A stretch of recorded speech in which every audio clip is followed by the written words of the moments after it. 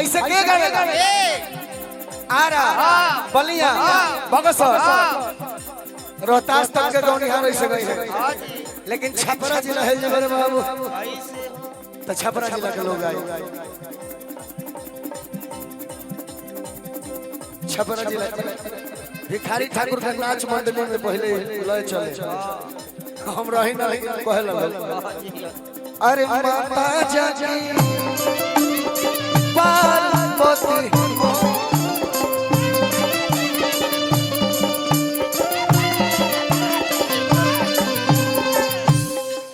हरे माता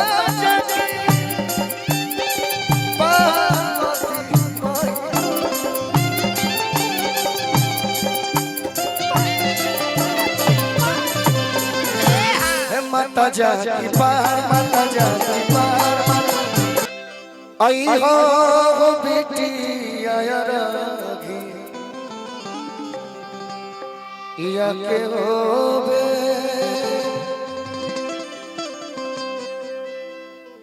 लय छठ लेकिन सुमरन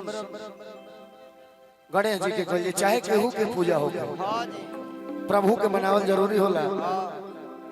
आईनी हम दोसर मन में लेके कबिया कह दलो सत है गावे के पड़े डिसाइडर है कौन गीत कौन ओपनिंग में जाई है बताओ कि सुमिरन करी तुहार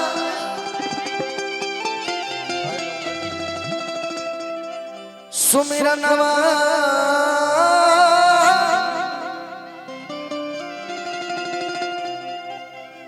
हर करी तुहार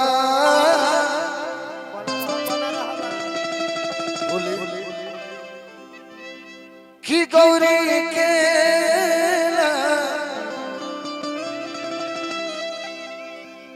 ए ललनवा बाबा सुमिरनवा करी तुहार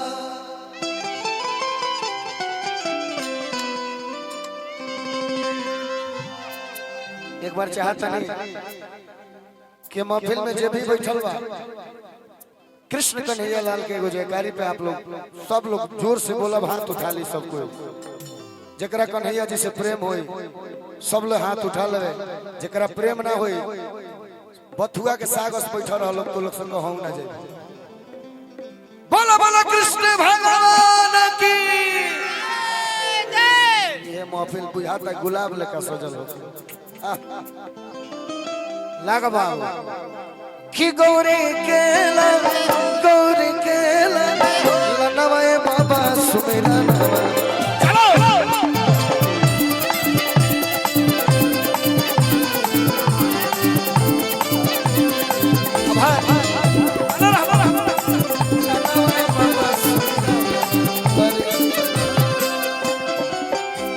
हार तो सुमिरन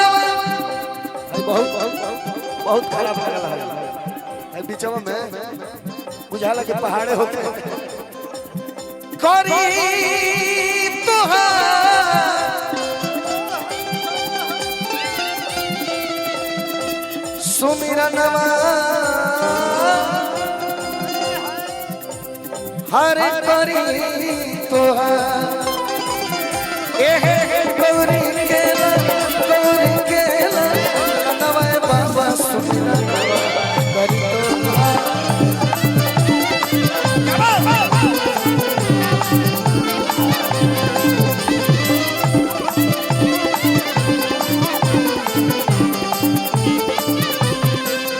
आजा तुझको पुकारे तेरा नाम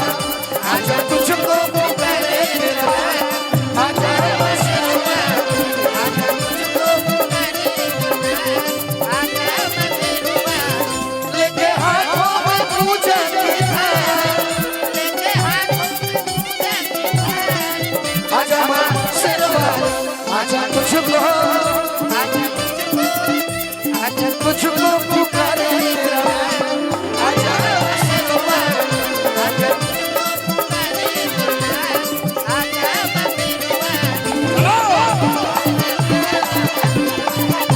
बहुत बहुत आभार भाई।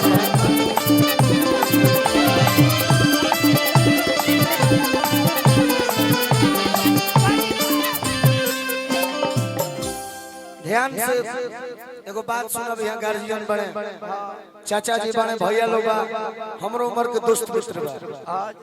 आज समय कैसन हो, कैसन समय कहाँ से कहाँ हो। आज कोई भी शुभ काम होता, तने 2 मिनट शांत हो जाएगा। कोई भी शुभ काम होता, चाहे केहू के घर में बेटा भाई लोग, केहू के घर के गृह प्रवेश होके, घर में नया पतो उतरल होके, चाहे कोई के नरकटी होके, केहू के नरकटी होके लड़का के, यहाँ तक कि जग के पूर्णाहुति हो, चाहे कोई के नया आधार कार्ड बनल होके, आधार कार्ड बना का हो तो दिन में पूजा रखाइल बा गृह प्रवेश के, सांझ के का करे के नाच कर दिया। आई दादा आज जग के पूर्णाहुति है,